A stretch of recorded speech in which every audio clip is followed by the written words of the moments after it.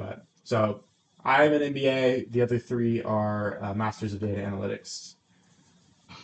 Uh, Great. And I'm Melanie Byler. I'm the Chief Procurement Officer here at CSCS. And I'm Paul Egger, the Chief Operating Officer. So how we're set up is Melanie and her team, they negotiate all the agreements with the suppliers. And once they negotiate, they hand that off to my team, and we have channels to move it from the suppliers into the restaurants through various distribution channels. Just to give a size, we move between 7 and 800,000 cases a week, and we never have one problem. never, never, ever. That's suppliers work perfectly, distributors, so it's, so, yeah. That's our goal ultimately. It doesn't happen, it's that easy. Yeah. Well, perfect. So the overall goal of the Capstone project is to produce a competitive analysis for you guys over some of your guys' key competitors, and then at the very end to propose a kind of sector that you guys could move into and eventually begin business with another company. And again, we're not allowed. We're aware that we're not supposed to be talking about that with any of the companies that we may reach out to for information or anything like that. So the main goal of this meeting right now is to just kind of hammer in what we think some of the KPIs or categories that we should be rating some of these companies on should be. Categories that you guys think add value to CSCS and that we can benchmark against other companies. We have already been given. I don't know if you guys have gone through the Teams channel yet that we are in, but we have been given access to the 2015 benchmark study, and we're considering using all of those categories that are currently in there. Are there any ones that you think besides that we should really include? And if you're not familiar with that is totally okay, and you can just rattle off some. Yeah, I'll have to go back and reference, and I have not looked at it either as of right now. But I think we could talk on at the top, what differentiates us? We talked about supply chain competes. I'll let Melanie start. And then, where how do we really add value to downstream to the brand and the operators? Okay. Yeah, so on the procurement side, obviously one of the main function is trying to drive the lowest sustainable pricing for the members. So, whether that's a commodity item, or taking hedge positions, or it's the finished goods itself, we're just trying to get the lowest sustainable price. So that's obviously hard for us to measure if we're actually getting a lower price than somebody else. Mm-hmm. And again, a little bit of information will come out of like an earnings call on at least the rate of change. That, like, let's say right now, beef markets are not great. They're very expensive. Someone like a Texas Roadhouse, who that's their bread and butter is steak, they may talk about that rate of change that they're seeing. So I might get like a little tidbit of information, but it's obviously not the prices they're paying or anything like that. So if there's any way to kind of get information, around that price side, that would be tough, but that would be something that's interesting.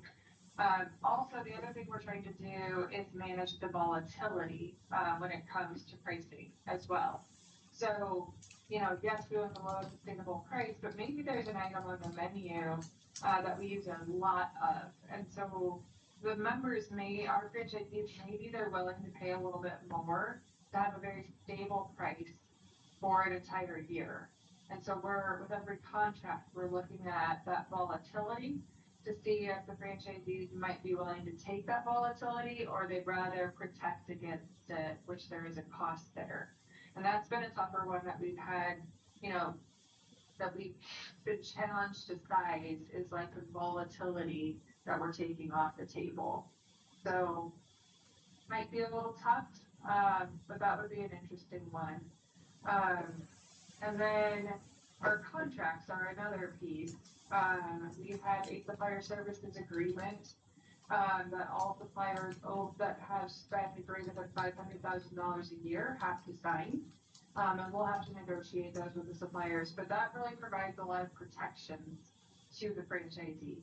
So, you know, if I'm a franchisee and I just go out and buy a product, I don't really have a lot of protections put in place if I go to the grocery store and buy a product necessarily. There's some there, but with our contract, with our supplier services agreement, there's tons of reps and warranties and all of those protections there that they're getting if they're buying through the co-op. And so that could be something that another company is not necessarily getting if they're not focused in on those contracts and those protections and everything there too. And then, you know, here we'll talk about inventory, but my team handles the supplier portion of the inventory. So obviously we're trying to make sure that we've got the capacity across the board to support the inventory that we need. And feeding that into Paul's team to try to make sure that we don't have any short within the system. So it all goes together, obviously, from the supplier through the DCs into the restaurant. I'm not sure if any of those were on the list, but those would be a few that, you know, my team would be working towards. Okay, for sure. None of those were on the list. So when we're talking about lowest pricing, right, like in the rate of change for pricing, I mean, when you're looking at all of like the SKUs, when you think about what success for us as a deliverable would look like, would that be like hitting on like just proteins? Would that be like an overall average of rate of change for all produce, or just some of like the big ticket items? Yeah, I mean, the big ticket items are fine. We have a market basket that really captures uh, quite a bit of the spend that goes into a restaurant. Uh, it's a lot. So I don't know that makes sense for you all. Yeah, so an interesting way to look at it would be, and I'm sorry I'm late, just jumping in, but like one of our competitors is, you know, we're called Centralized Supply Chain Services, or CSCS. There's another company out there called Restaurant Supply Chain Services, RSCS, which is the purchasing cooperative for the Yum brand system. So Yum, let's talk about all KFC, Pizza Hut, Habit Burger, right? We have a market basket where we track, as Melanie said, our cost of goods and our change year over year. Making it kind of like our internal version of the PPI or CPI, right? It's an index. Well, we'd like to know, hey, how does ours compare to the cost of goods of these other purchasing organizations? Well, some of them you simply won't be able to figure that out. It'd be great to identify others that are out there. And then if they're private, okay, you won't know. But someone like Yum's a publicly traded company, right? Mm-hmm. So you could, your AI tools to go look at, you know, 10K and 8K filings and say, oh, here's what they reported over the last 2 years of commodity cost increases, right? As a public company, they share that information in those earnings reports. Well, that's a way of cross-pollinating where you could go get information for all this stuff. That would be a meaningful comparison for us over time, right? Now, we would not want to get into a situation, well, they pay this for chicken and we pay this for chicken. One, you guys would never be able to figure that out. We don't even know. But Okay. that'd be like saying, well, I paid this for a car and you paid this for a car, but I bought a BMW and you bought a Volkswagen, right? That doesn't mean they're the same thing, right? And the specifications of the products we buy, even though we may buy chicken, the specifications of what we buy for chicken for our restaurants is definitely different than the chicken that they buy for a QSR burger shop or a Taco Bell, as an example, right? Mm-hmm. So those are ways, you know, and you don't have a lot of time, right? So these are just ways, things that you can go get in the public domain that would be really helpful for us. Okay, gotcha. That makes sense. Thank you. Let me make sure I have that. Yeah, or if you can come up with, you know, or maybe some future interviews with us, hey, what are the 3 key metrics that you use to measure your success, right? And then take those and figure out, hey, if your competitors are similar organizations, or or group buying organizations that aren't even part of food service. Like, these type of structures are big in the medical communities and, independent grocery. There's a big one in Kansas City called Associated Wholesale Grocers, right? Well, or Dairy Farmers of America is another type of cooperative, right? That's not a buying cooperative, it's a selling cooperative. But it'd be good to understand kind of what the lay of the land is on those. Then we can pick a couple of them, or you can try to go find some, maybe some of it, whether they're willing to talk to you or not. But hey, interviewing someone and say, well, how do you guys measure? What are your 3 key things that you measure success on, or whatever, or you can find industry publications. There's a lot of that stuff out there where people will talk about that. So Kyle, the company that I was telling you about, AWG, that's who he's just talking about. I know someone at AWG, saw them in Vegas at the National Grocers Association 2 weeks ago and told him about this project. So we'll get connected. We should be able to get some information from them. Okay, Yeah. perfect. Yeah. Yeah, so then shifting gears, you got the procurement. The one thing that, it'd be interesting because I'm curious now to go back to look at 2015 with, 11 years ago, how the distribution landscape has drastically changed. And I'll give you a perfect example. When we went out from 2011 through 2018, we would have a region that would open up that we're evaluating opportunities. We would have distributors banging down the door, wanting the opportunity to do business. Now it's done a 180. It's about us really trying to engage them to do business. The reason why distribution capacity has changed drastically since COVID. So it's a lot tighter there nowadays. And so, also we're called a closed system. What's a closed system? What Melanie was talking about, CSCS contracts really 100% of the items that goes into the back door, and that the operators buy off our contract that is ultimately sold, the menu items that are sold to the restaurants. So we don't use any distributor branded items. So you'll get into these little unique situations. Everybody used to just evaluate what is your distribution fee. This is when Melanie's talking about market basket. Market basket, there's 3 major components, with 90% being the product cost, then 5% being inbound freight, and 5% being the distribution fee, to come up with what's that ultimate, what is that landed cost to the restaurant. So my team outside, we have 2 major channels we work on: the inventory management and the service side of the business. So some of the challenges that we do face in our space, different than what Mike would say at Taco Bell or Kentucky Fried Chicken, we have a lot of SKUs. Well, an average brand for us will have between 250 to 300 SKUs, where a fast food will be at 100 SKUs. Why does that make a difference? At a distribution, those are all warehouse slots. It's no different than a restaurant seat. You want to turn that slot as many times as possible to produce revenue, right? Mm-hmm. So the more, if my case throughput is the exact same thing as a Taco Bell, why would you do business with Applebee's IHOP versus a Taco Bell?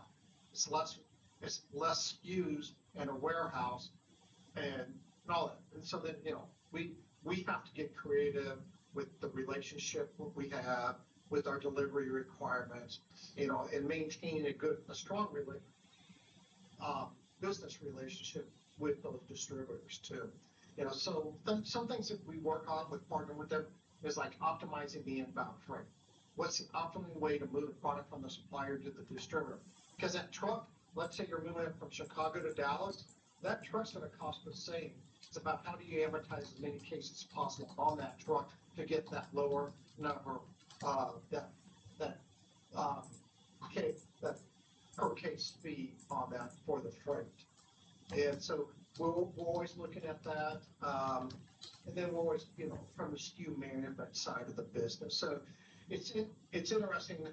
The paradigm has changed over the last few years. And the other thing that we really focus on in the distribution, just with the challenge in that capacity, is we are entering into longer term agreements that are typically between 7 and 10 years. We obviously have outfalls if there's failure in service performance. And then it becomes maintaining that and strengthening that relationship. Okay.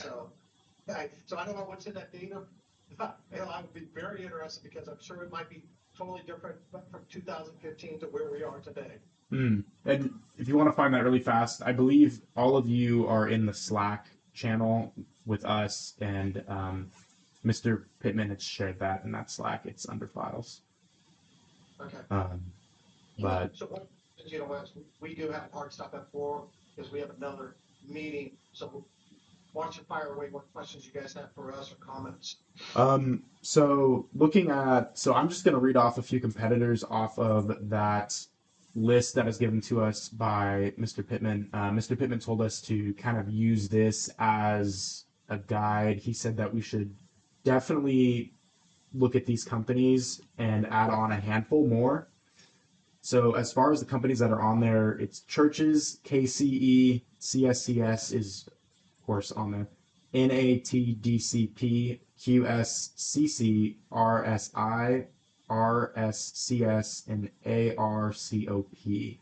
Are there any companies off the top of your head that we need to look at besides that, just so they don't go under the radar?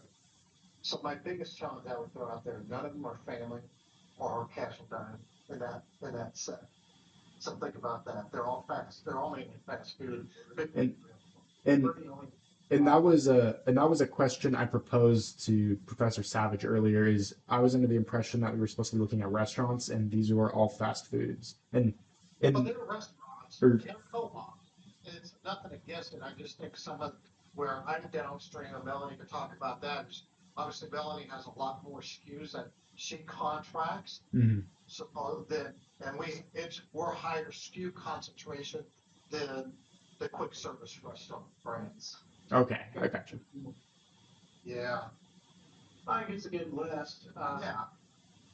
I just think we just got to understand the I'm not saying risk, just I would still like to know how Taco Bell manages their beef versus how Melanie does. You know, it'd be interesting to know. it's Yeah. not the cool one. Right. Yeah. That's something. It'd be interesting to do a search to see, maybe there's some out there that we don't know about. You know, unleash your tools to look at, supply chain cooperatives, or another way, group purchasing organizations, GPOs is how a lot of these type of organizations are referred to. Look to see if there's anything else in restaurants that maybe we're not directly aware of, or there's another one called SMS. That's the one that does churches. It's called SMS. Okay. So, and then it'd be interesting to see, hey, what other ones are out there maybe outside our space that we could learn something from. That maybe would require. There are, like for example, there's one called, as an example, you can look at this and you can understand the model and see what competitors are. There's one called Food Buy. All right, Food Buy is we're not a for-profit entity in terms of we're like a farmer's co-op. We're owned by our member owners, which are our franchisees, right, the restaurant owners. But Food Buy is a for-profit group purchasing organization, right? They provide the same services we do in the restaurant space, right? And they do it for a different reason than we do. Our sole objective is the lowest landed cost to the restaurants and ensuring continuity of supply. Mm-hmm. They're good because they that's their business, and they're trying to make a return, right? So if they negotiate a deal, they're probably taking a percentage off of it or whatever, right? That's how they generate income.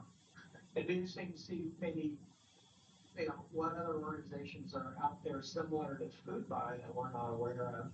And maybe once you identify those, we can pick one. And hey, why don't you go, do a compare and contrast with what's publicly available about how they operate their business versus how we operate ours. So what about Brinker? Just trying to think, we probably have limited access to their information. Yeah, I mean, we can use ChatGPT or I'm just going to stuff that out. Just trying to think about, like a Denny's or something like that. Because I know they're two great competitors. Yeah. They are great competitors, but they're within the organization. They're a third party or whatever. Yeah, maybe we could come up with a couple of questions specific to those we'd like to research. Maybe that's the way to approach that one. Yeah. So the way they manage their supply chains is not like this third-party independent company, right? That like we are, they have a department within their corporation. They have their supply chain department, Mm-hmm. and they corporation method, right? But yeah, I spent about 2 hours last night looking up just general like restaurants, and a lot of them, for as far as their co-op and GPOs, they only really mention Aerostream. Like they'll mention Aerostream, and then after that they're done. Yeah. So Aerostream is a data Mm-hmm. provider. We used to use them years ago. They're basically a third-party data aggregator that provides an end-to-end visibility of the supply chain, right? Suppliers to distributors to the restaurants.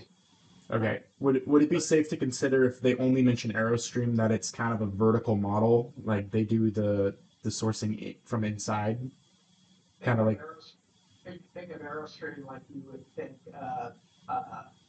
Oracle yes, or Microsoft. That's what Aerostream is. It's a software. It's a suite of software. yes. What I'm asking is if they use that, is it safer to assume that they have kind of like the company you were previously talking about, they handle the like sourcing and procurement internally, or Aerostream, in that case, Aerostream is owned by a company called Buyer's Edge, okay, which Buyer's Edge actually does that. So that's a good question. Yeah. okay, So fine. that's one of the offerings of Buyer's Edge, it's Aerostream suite, right? Okay, noted. Buyer's Edge with, they can come in here and say, hey, instead of CSCS, we're gonna negotiate all your ground beef contracts, right? Which we negotiate for Applebee's as an example, the hamburger. Buyer's Edge may come along, just like Food Buy would, and say, hey, we'll negotiate these for you. And then they'll take a percentage of the savings or for a fee, however they do it. Okay, gotcha. So anything Aerostream goes through Buyer's Edge. Gotcha. Well, good deal. I'm not gonna keep you guys any longer if you have Yeah, Another- that's 4 o'clock. another meeting coming up. Thank you.